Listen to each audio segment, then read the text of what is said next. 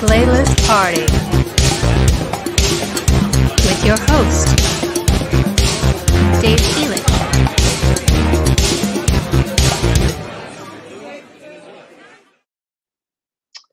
Yo, what's up, everyone?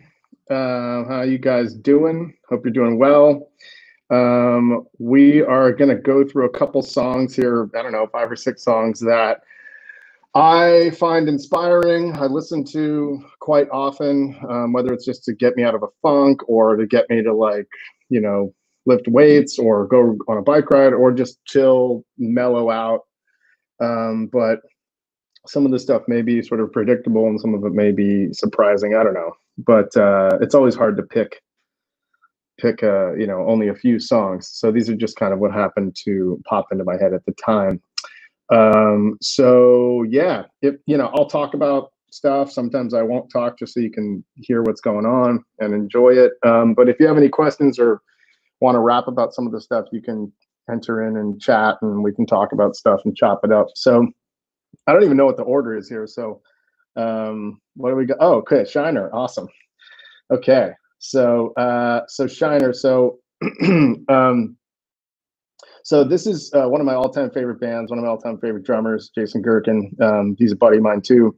When I joined my old band 𝗗𝗓𝗓𝗓𝗓𝗓𝗓𝗓 back in 2000, I don't know, 4 or 5 or something, my singer Sean was like, once I got the gig, he was like, "Hey, do you know about Shiner?" And I was like, "No." And he handed me this record called The Egg, which is a different record than this one. But I was like, okay, I'll check it out. I immediately just lost my mind over the drumming and the drum tones. And it's actually why I had DW build me an acrylic kit, my clear collector's acrylic kit with the satin chrome hardware, because he uses a Vistalite on a lot of stuff. I just lost my mind over the drum tones and the playing. And so all this time later, they just came out with this new record a few weeks ago. And Jason's rad. Tim Dow, who played in the band before Jason's, also great. Jason's rad because, like, everything he plays is just so unique and interesting without being dorky and obnoxious and annoying and like ruining the song. He just always strikes like a perfect balance where every fill you're just like, what are you doing? But it's like, if you were just a non-musician listening to the song, you probably wouldn't even notice. So whenever I'm doing original music, I'm always sort of in the back of my head, like, okay, what would 𝗗𝗟𝗘 do here? Like, sort of my guiding light sometimes. So anyway, I'm going to stop talking here and just check this song out.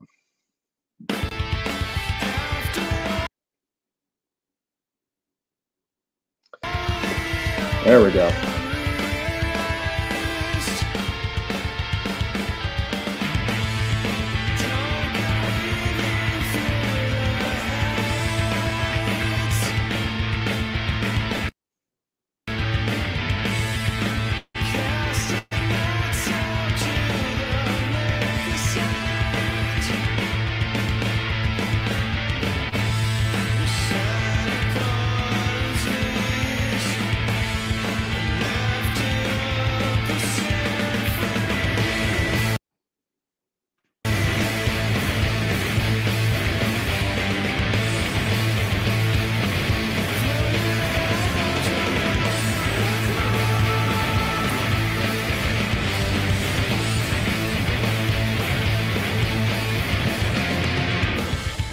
It's a pretty crazy kick pattern. It's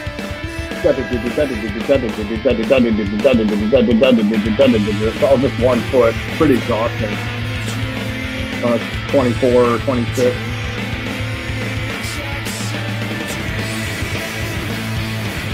One of the great things he does is like how he comes in and out of sections of song, the transition, shifting gears. It's always just really cool, smooth transition.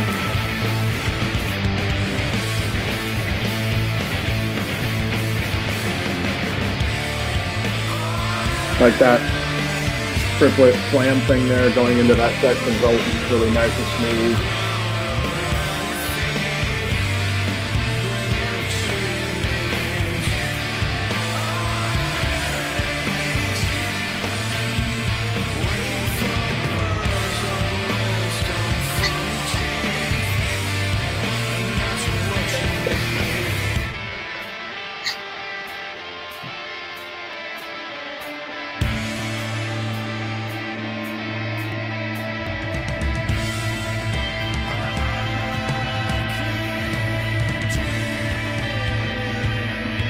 What's up, Casper?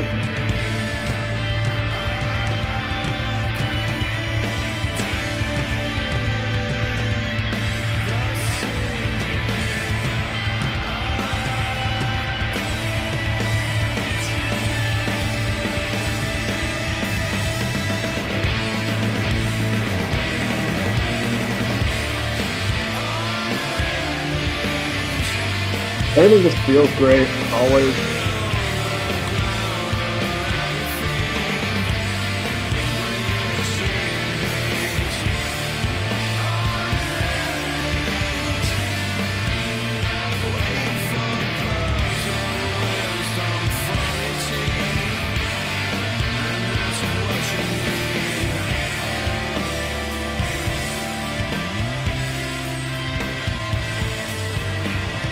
He's really good at playing like angularly, like sort of approaching things that's interesting from interesting directions. Usually playing like against risk.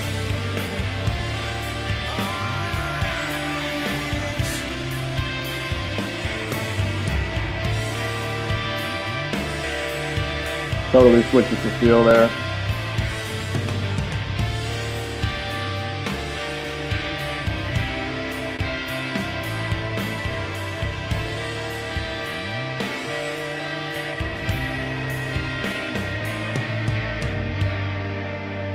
Yeah, so there's that. So check out all their other stuff too. I mean, all of their records are phenomenal. The Egg and Starless are two of my favorite records from them, but all the stuff before that with Tim Dow, like I said, is also fantastic. Tim's a great drummer.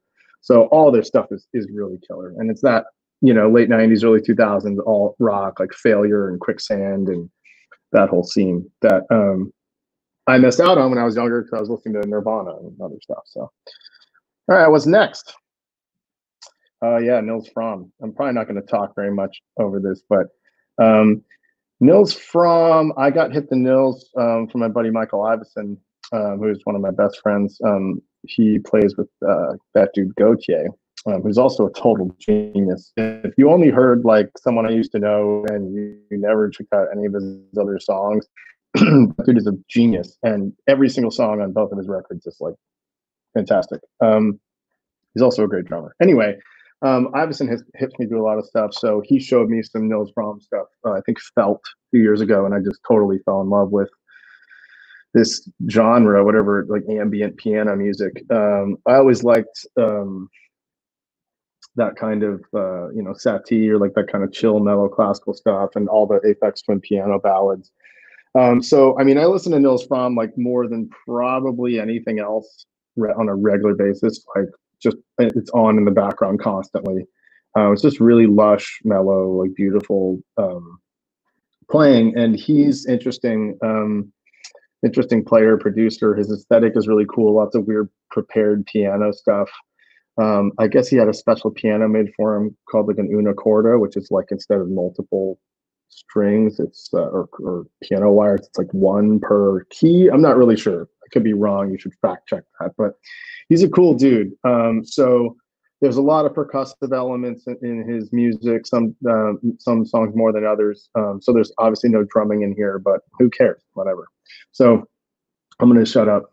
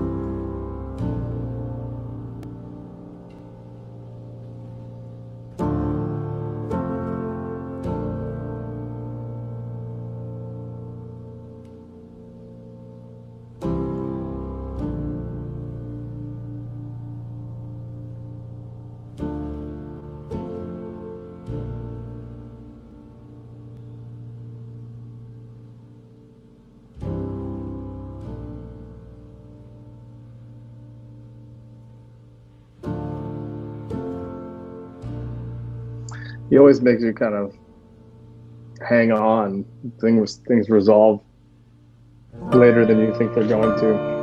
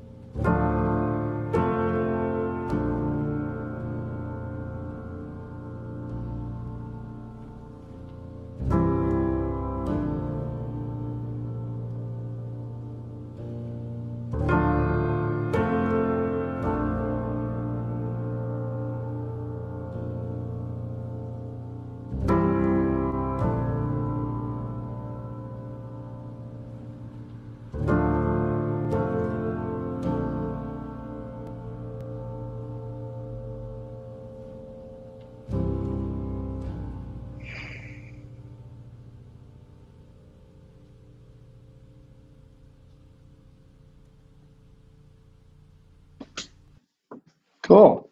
So yeah, there's no sense in me talking over that and ruining it. Yeah, I mean, that's constantly on every day, all day for me when I'm, reading or writing or just sitting around. If you dig that, you can also check out like John Hopkins or Olaf or Arnold's, or, just put that on Spotify and stuff will pop up that you'll be into. Yeah. All right, cool. What's next? Deftones. Yeah. I mean, God, Abe Cunningham, I love that dude so much. He's such a huge influence on me and like so many other people. But he's like one of the only dudes in like heavy music who swings, and like his feel is killer. So many people in heavy music don't have any feel, or they're just quantized to the point where it's, which isn't necessarily their fault, but things just either feel stiff or they don't feel like anything really. Abe is one of those dudes who just, everything just is funky. And he hits super hard, so everything sounds good and you can tell he means it. He's one of the main dudes that I went down the rabbit hole with, like snare drums and gear, and so he's like a huge influence on me tonally. I mean, he's a direct reason why I ended up making the DW TrueCast snare drum. He used like a Tama Bell brass on a lot of stuff, and made that famous. And I just had that sound drilled into my head. So not only is his playing like incredible, but his drum tones are really inventive and interesting and cool. Drum tones on this track are killer. The kick and snare are just amazing. But one thing about this track, like a lot of his tunes, a lot of Deftones songs, is like I could play this beat, or anyone could play this beat, and you would know what song it is because the beat is so like lyrical, and just it feels great. And like also when riff comes in, it's just like, just like boom. So it's kind of has all like the hallmarks of what I love about the Deftones stuff. It just has this release that just like smacks you in the face. So yeah, so here, check it out.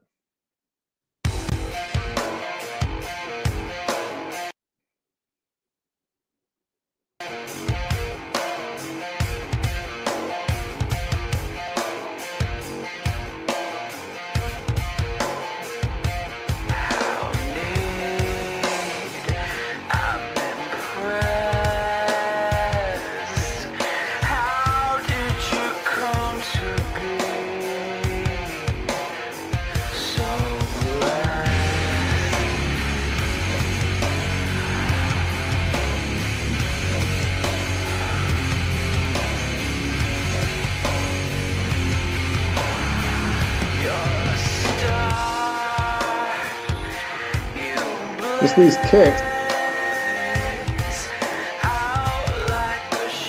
So rad. And then cross with the backbeat. So sick.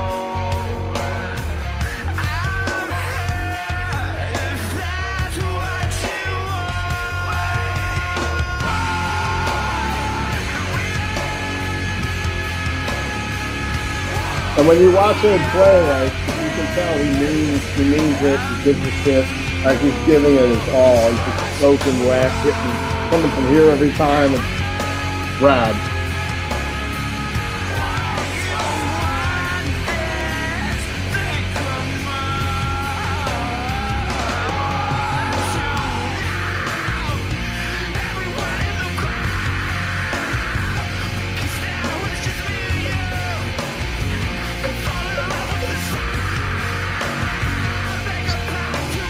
Wow, snare drum sounds amazing. Who knows if there's samples on it or whatever, but it has that crash, but also you can hear the room sound like the whole time. I have no idea how to pull that off.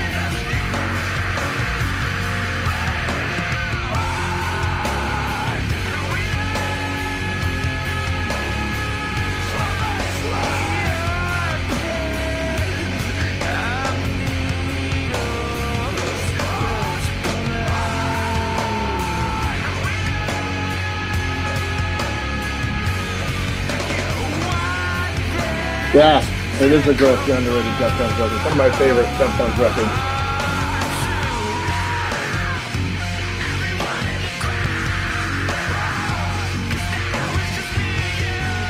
There's so many Deftones songs that are like this for me personally. It's really hard. It's really hard to pick one. So I could have easily picked 10 or 15 other songs that have this same effect on me.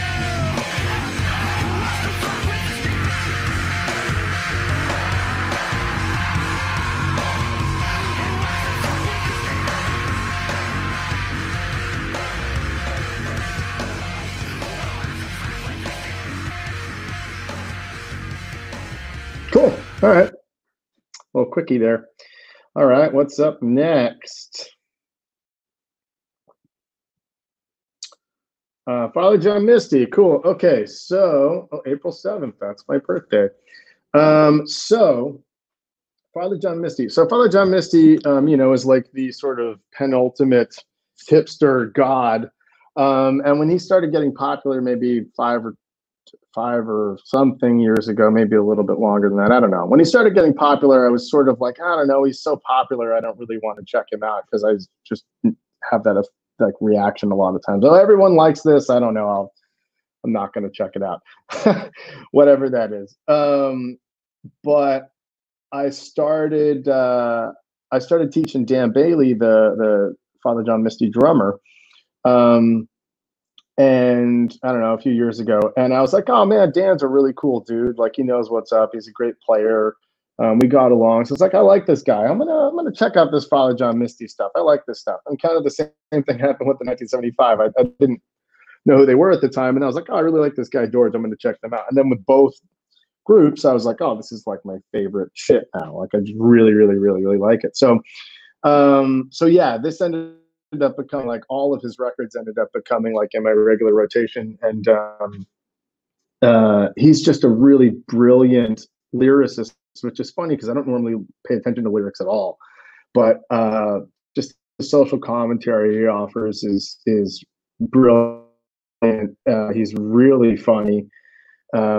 He also, Father John Misty, is also like a fantastic drummer himself. He used to play in Fleet Foxes. And he plays on a couple tracks here and there. But Dan plays on this song. So yeah, I'm like all of these records are great.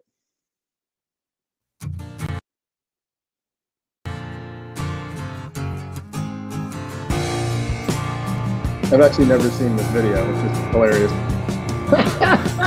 Betting Taylor Swift every night inside the Oculus Rift. After Mr. and the Mrs. finish dinner and the dishes.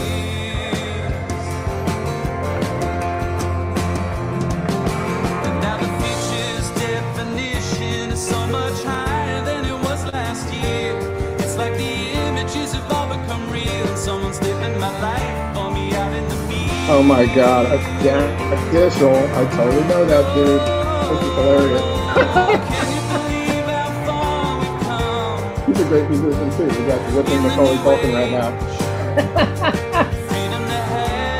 They were both in a really interesting, weird movie called A Lap, which is the same guy who made this music video, made the movie.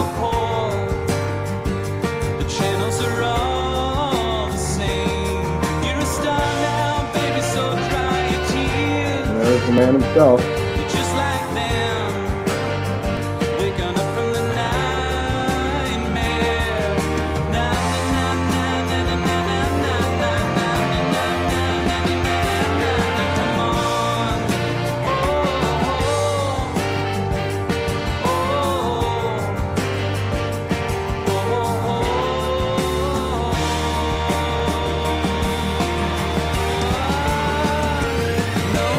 Yeah, the song lyrically, you know, is about like this dystopian sort of nightmare where everybody's plugged into the internet constantly, and culture has sort of gotten to this place where everything and nothing's allowed at the same time, and everything's just out of control and bizarre.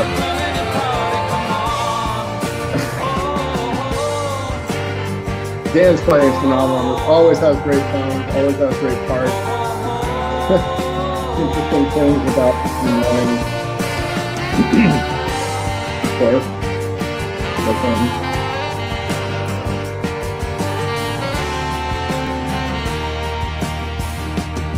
When the historians find us, we'll be in our homes, plugged into our hubs, skin and bones, a frozen smile on every face. As the stories replay, this must have been a wonderful place. Amazing. That's hilarious.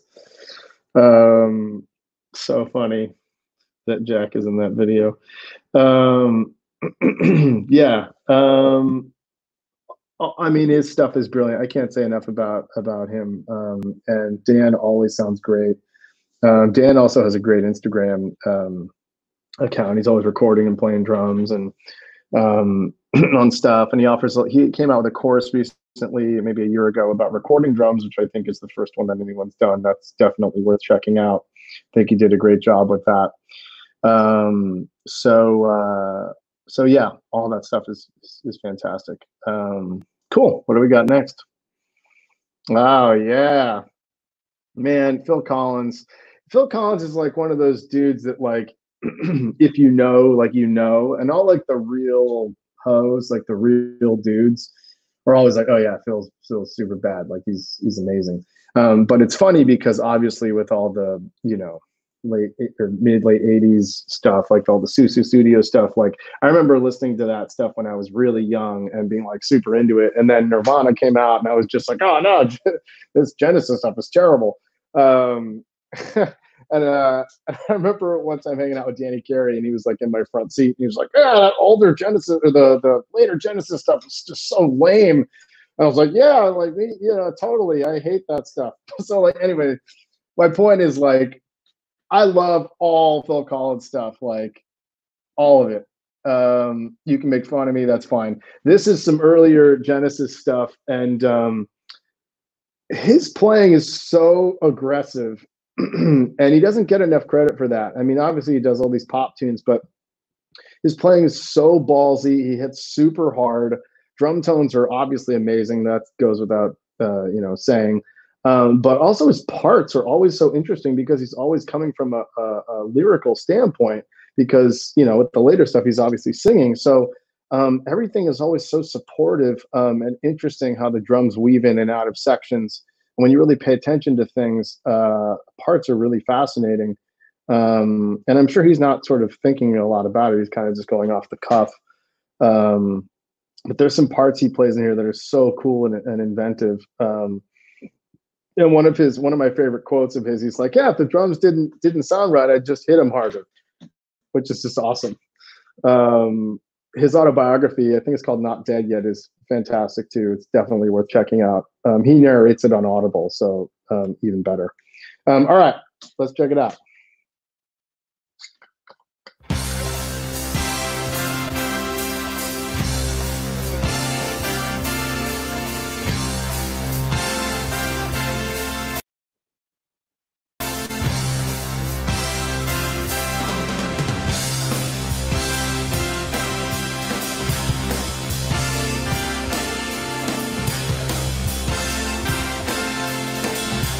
Cool ride pattern.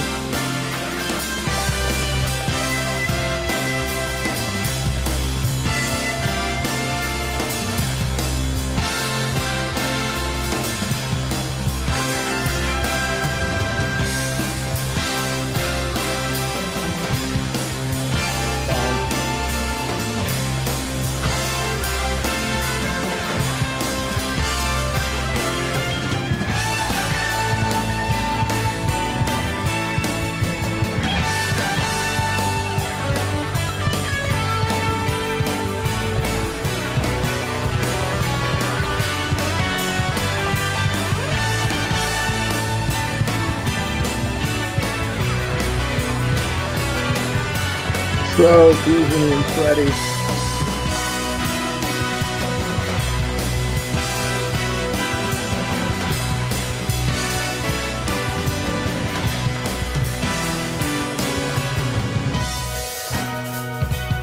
And then it goes into that.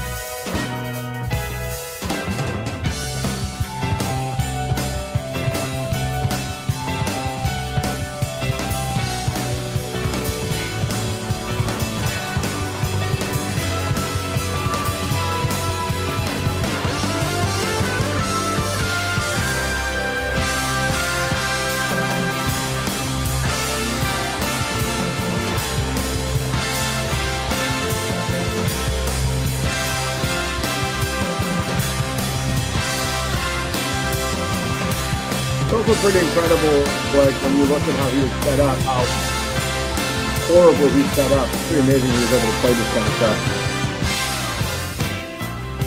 Ugh. Like, how do you put those together? Like, but it works, you know?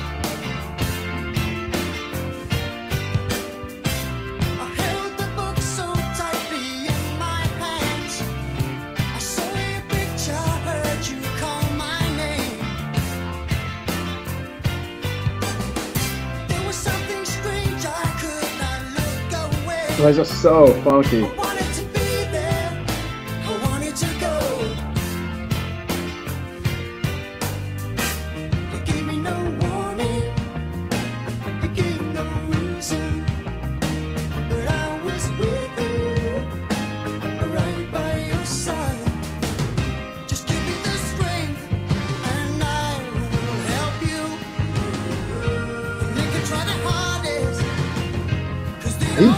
How he builds is always interesting.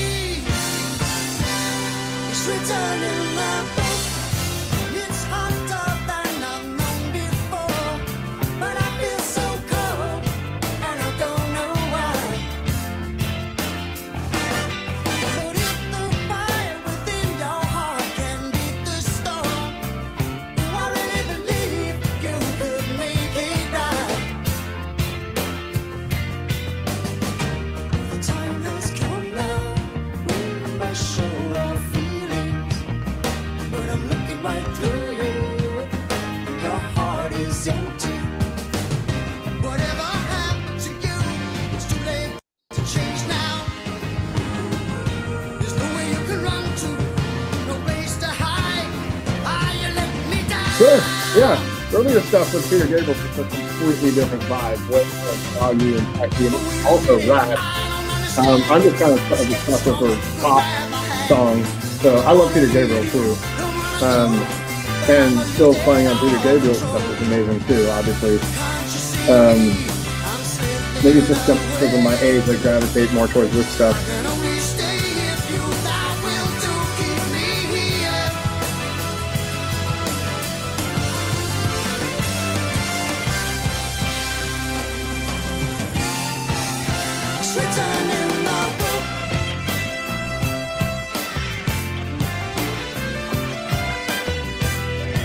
You just always tell he just moves every single stroke. Like every pick, every snare, you just tell he really means it.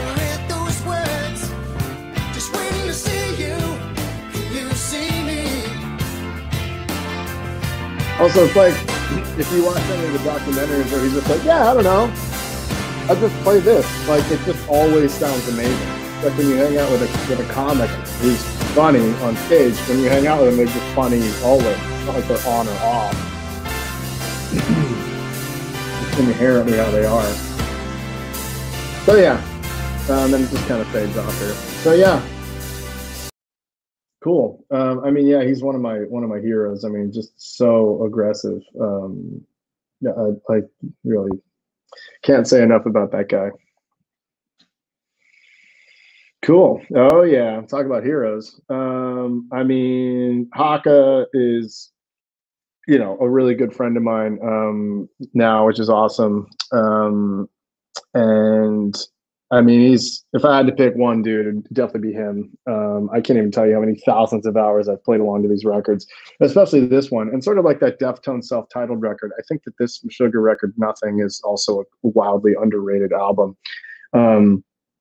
I remember when this came out, it was after 𝗗𝗗𝗘 yeah. And each one of their records at that point was wildly sort of different. You know, Destroy, Erase, Improve was a certain vibe. 𝗗𝗗𝗘 was a certain vibe. It was really gritty and bright sounding. And, you know, the music was different. And I remember this record came out and it was like a whole different vibe from 𝗗𝗗𝗘, musically speaking. And I remember being like, well, I don't know what this is weird. I don't know about this. Like, this is so different. And ironically, it's one of my all-time favorite records. A lot of my favorite records are like that. You listen to them first, you're like, I don't know about this. This is rubbing me the wrong way. But it's eliciting some sort of genuine reaction, which is, you know, the whole point. And then you grow to really, really dig it. This song in particular also has a lot of space for the drums to breathe. So the snare tone on this, for aggressive music anyway, if I had to pick like one song tonally for the snare drum, it would be this song. And he also was a direct influence on the reason why I made the DW TrueCast snare drum. This is like an 8x14 Sonar Chorus Link bronze drum, which I actually own now. It's in the other room, which is pretty cool. Jesus, excuse me. So the snare drum sound in this song is like someone just punching you in the face over and over and over again. It's just cutting, but also has this depth to it at the same time. And because of the song, you can really hear the drum ring. Obviously, this sort of tone won't work on everything, won't work on a lot of things. But for this kind of aggressive music, and it's really incredible. So, and again, like I was saying with Abe, Haka Thomas is like one of the only dudes in like a heavy music sort of sphere that just feels amazing. Like his feel is incredible. And that's why this band works, because like, you know, everyone does this, and, you know, you're at a show and you see the whole place, just everyone's heads banging at the same time because it's funky. And if his feel wasn't amazing, like this wouldn't work. It just wouldn't work. So I can't say enough good things about this dude. I love Thomas so much.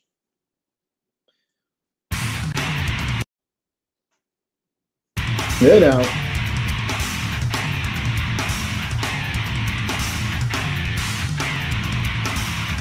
Yeah, starts up with this odd riff.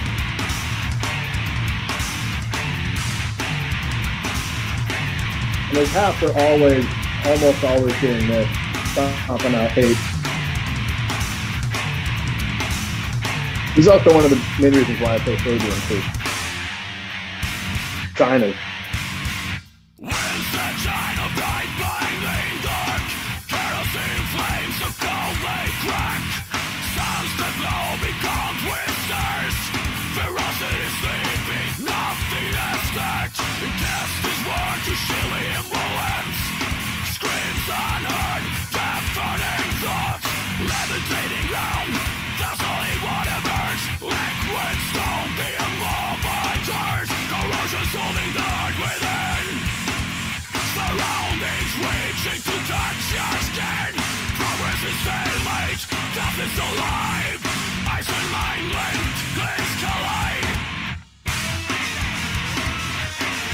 Cool kind of pattern.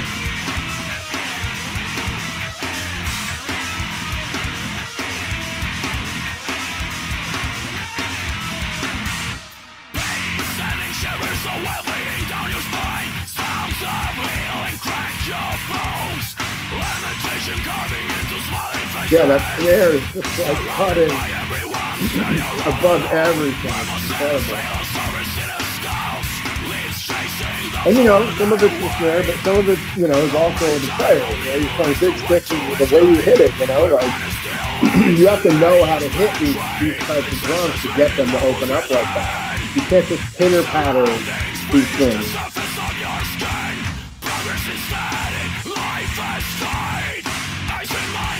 This riff's killer.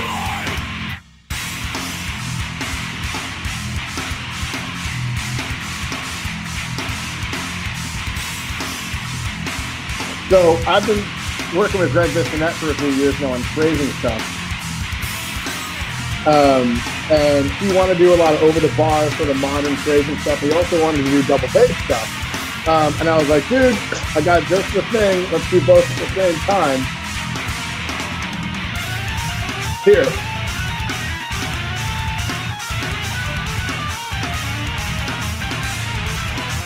So you can imagine me and Greg sitting at my studio and Greg like, you know, transcribing this part and playing it and figuring it out.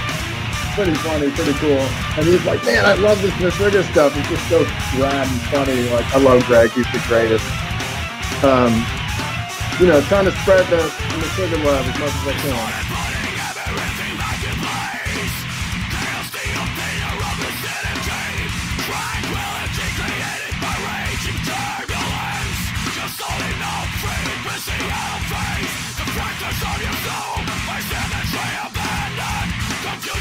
It's not a really long phrase.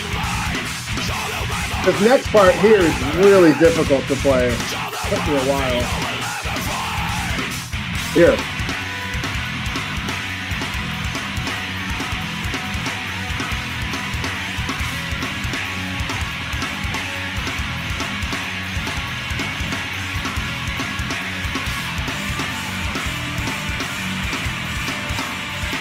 The way that revolves around is real awkward to play, let alone make it funky.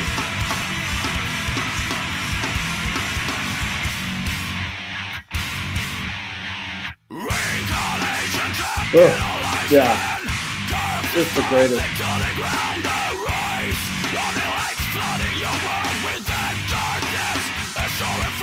Okay, I can, I mean, you know, people get the point. We don't have to listen to the whole thing. I know some people are like, oh.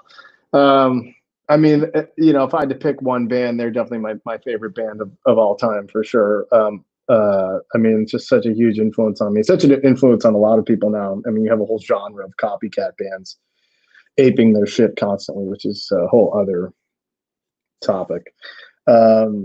Is that it? Is that all the tunes? I feel like that's it.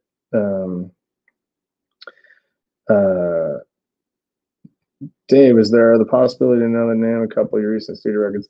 Yeah, I mean, you know, if you're into this kind of vibe, you can check out this band called 𝗗𝗔𝗩𝗘 𝗘𝗟𝗜𝗧𝖖𝗛 I was in, and that's pretty heavy metal stuff. Anti-mask stuff with the Volta dudes, you can check that out. Totally different vibe. You know, those are like original things that you can check out where I'm doing my own thing. Otherwise, you can just Google me and stuff will sort of pop up. But those are kind of the ones I'm steering people towards. If you want any more information or you want to get in touch with me, my website is the best place, just www.daveelich.com. If you want to check out, if you want to study with me, there's a little contact button there. You can email me directly. I teach, well, not teaching in person now, but normally I do, and I'm just doing a ton of Skype and Zoom lessons. So if you want to study with me privately, you can do that there, or you can also check out my instructional course, Getting Out of Your Own Way, which 2 days from now will be its 2-year anniversary, which is pretty exciting. It's done better than my wildest dreams. I mean, I am so happy with that course and how many people it's reached and helped. So if you want to check out Getting Out of Your Own Way, go over to my website, check that out. And Instagram is where I am most present online. I'm on there every day. Not really on Facebook or Twitter because it's just a giant dumpster fire. So Instagram is the place to be if you want to hit me up, just at Dave Elitch. And the next episode is June 18th at 10 a.m. Pacific with Sean McDaniel. So you guys can check that out. And you can also go to dwdrums.com/drum network, and they're going to have all these episodes compiled in one place that you can check out. So you don't have to search the interwebs far and wide. They'll all be there. So thanks for hanging, and I will see you guys at some point down the road. Peace.